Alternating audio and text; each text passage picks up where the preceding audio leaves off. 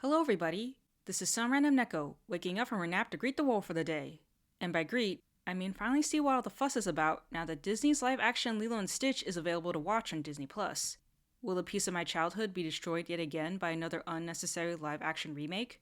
Or will I be pleasantly surprised by the direction they take this beloved classic? The answer to that is slightly more complex than I expected. Stitch, an extraterrestrial entity bred for destruction, arrives on Earth after escaping Galactic Federation custody. Things take an interesting turn when he impersonates a dog and is soon adopted by Lilo, a lonely girl who's being raised by her struggling older sister, Nani, after their parents' unexpected deaths. He initially uses her as a means to evade capture at the hands of his mad scientist creator, Jumba Jukiba, and Galactic Federation officer, Wendell Pleakley. However, his chaotic presence in Lilo's life and her unwavering belief in Ohana allows a broken family to be slowly mended back together. Now, I know you might be a bit confused as to why I said there's a slightly complex answer to the question of whether the live-action remake of Lilo and Stitch was adequately okay or abhorrently bad. And that's because despite how much I greatly dislike this film, I'm willing to admit that it does have a few good things going for it. The CGI design for Stitch is actually pretty great. He does indeed look like a cute and fluffy ball of destruction, so you have to at least give the animators kudos for this, because fans didn't have to riot like they did for Sonic way back when. You also have to appreciate that they still use the iconic songs Himele no Lilo and Hawaiian Roller Coaster Ride, which are key parts of Lilo and Stitch's musical identity. And they even brought back Chris Sanders to voice Stitch, which is great, because a Stitch voiced by anyone else is like Hades being voiced by someone who's not James Woods. The voice is just too iconic and a major part of what made the character in the first place. In addition, the remake also has a few things it actually improves upon or provides a decent fix for from the original. For example, I appreciate that there's more of a focus on how Nani is dealing with the stressful situation the sisters find themselves in. The original doesn't pay much attention to her feelings specifically, focusing more on how she makes sure Lilo feels understood and never feels guilty about the stress Nani's under. But the remake actually kind of addresses her grief and puts a little more focus on her struggles. I also appreciate how there's more of an emphasis on Stitch's fear of water, with actual consequences for it now. And I especially appreciate the hospital scene because it gave a more plausible reason as to why social services had to step in to take Lilo away, as opposed to the beach scene in the original, which I can never understand because it felt like Bubbles was stalking them specifically to get that gotcha moment for separation. So hats off to the remake for fixing that. However, as you can already tell, the few good things the live action has going for it will never make up for the sheer amount of bad things it's done to change the story. The show don't tell and nuanced storytelling from the original is gone, and replaced with characters explaining everything to you as if you won't understand what's going on if they don't. A lot of setup is needlessly padded with shenanigans that aren't necessary to the plot. Emotional moments are frequently undercut by unnecessary humor. The pace is either too rushed or dragged out in all the wrong places. Many scenes are extended or expanded upon when they don't need to be, as they don't contribute in any meaningful way. Like, did we really need to see how exactly Pleakley and Jumba blended in with humans? Also, all the characters were changed in such a way that it fundamentally altered the core of Lilo and Stitch's story, and not for the better. Lilo acts more like the 6-year-old kid she is, but her eccentricities are toned down or outright removed. She's also more mean-spirited, becoming a screechy gremlin who makes trouble for no reason, as opposed to being a lonely child who's lashing out due to grief. As a result, Nani becomes more frustrated, stressed out, and even a little resentful towards Lilo, which ends up greatly weakening the strong bond the sisters had in the original. This also isn't helped by the fact that certain key scenes were changed as well. Nani doesn't take Lilo to the animal shelter to get Stitch. Lilo joins Stitch in making trouble, only stopping when it has consequences that worsen their situation. Nani doesn't want to hear Lilo's excuses when she gets fired, as opposed to playing it off in a manner that encourages Lilo's weirdness, while also making sure she doesn't feel guilty about it. In fact, she outright tells Lilo to start living in reality, and that Ohana is only a nice-sounding idea because they were left behind by their parents, which was so weird to hear because it's not like their parents deliberately went out of their way to die, so why even say that? Jumba and Pleakley also get changed in drastic ways that I don't like. Pleakley is more of a bumbling buffoon, and his iconic wardrobe is changed to better suit their new human disguises, which I think is an offense worthy of being fired for. And Jumba is now a villain who wants to create an army of mass destruction, rather than a mad scientist whose only crime is not asking the question, I can do this, but should I?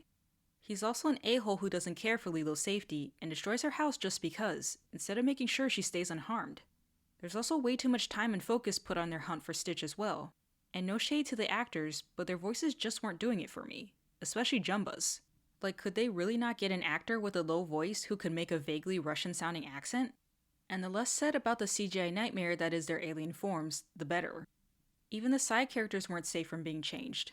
Cobra Bubbles is no longer a social worker, but a CIA agent called in to investigate when Stitch's wrecked ship is found.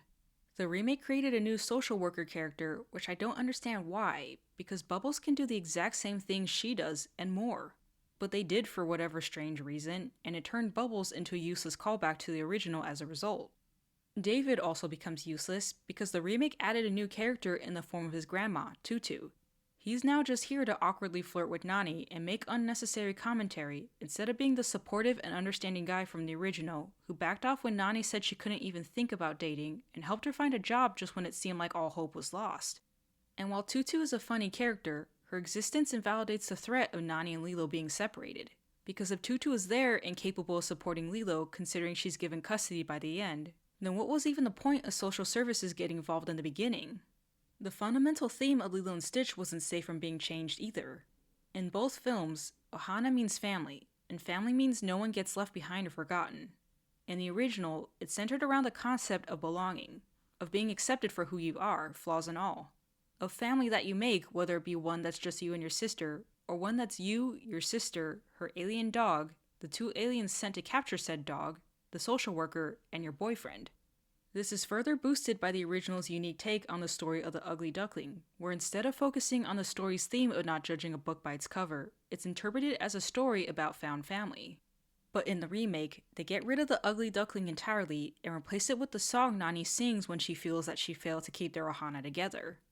They also tried to expand upon the concept of Ohana to include not letting yourself be left behind or forgotten.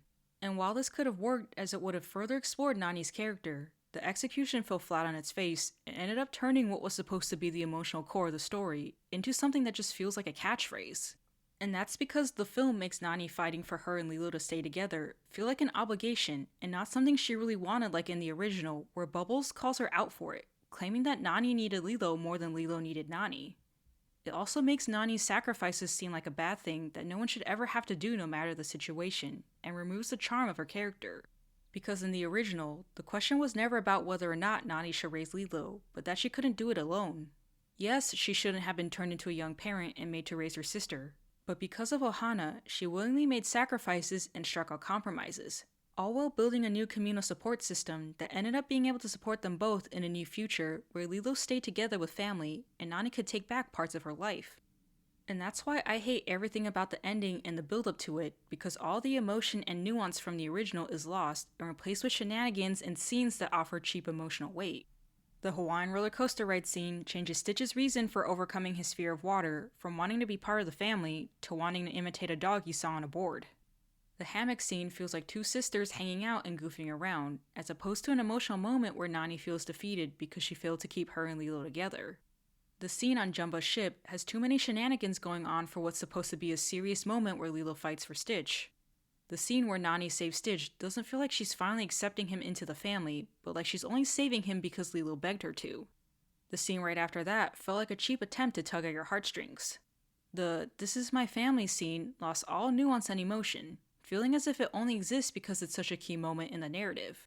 And the ending where Nani goes off to university in California drives me absolutely nuts. It's basically a have her cake and eat it too cop-out that needed literal alien technology just to be possible. What's worse about all this is that the remake could have worked if they just tweaked the new elements they seem to desperately want to add. Tutu can still exist, but her old age is the main reason why the social worker doesn't want to place Lilo in her care. Nani can still pursue a degree in marine biology, but she can do that in Hawaii, not California. The new social worker can be there, but Cobra Bubbles will be the actual supervisor who comes earlier because an old CIA contact informed him of alien activity in his jurisdiction. Jumba can still be the villain, but be less of an a-hole and actually curious about the idea of Ohana, which could lead the councilwoman to sentence him to rehabilitation on Earth with Pleakley as his parole officer, which would still allow them to be part of Lilo and Nani's Ohana. And there's so much more that could have been done to make this work, but none of it was, and that's just really disappointing. Overall, if you haven't seen the original animated film before, then Disney's live-action Lilo and Stitch gets a C+, as it's an okay film for kids with plenty of shenanigans to keep them entertained. However, if you have seen the original film, then the live action's grade drops down to a D+, as it's yet another cash grab remake that takes all the heart, charm, emotion, and nuance of the original, and chucks it out the window in favor of making changes that fundamentally alter the core of what made Lilo and Stitch, Lilo and Stitch. And while sure a few of the changes were really needed, none of that holds up to the sheer amount of bad changes made to allow the story to twist itself into a pretzel in order to get the ending that it does. In fact, this entire film just feels like someone somewhere really wanted to make changes to Lilo and Stitch, and they weren't going to take no for an answer. So in conclusion, if you're really curious about the live action remake, go ahead and watch it. To some of you guys, it might not be a complete waste of your time. However, I highly suggest you watch the original animated film instead, as it's an experience you're guaranteed to enjoy, because as Disney has proven time and time again, the modern live action remakes will never completely triumph over their original animated counterparts. I hope you guys enjoyed this video. Reminder that this is just my opinion, so you can take it with as many grains of salt as you want. I don't mind either way, and would love to hear your thoughts in the comment section down below. Please feel free to like, subscribe, and comment which film you'd like me to give my 2 cents about next. This is some random Neko, going out to take a break before I destroy my childhood again with the other live action remakes coming out later. Don't forget to keep calm and just meow.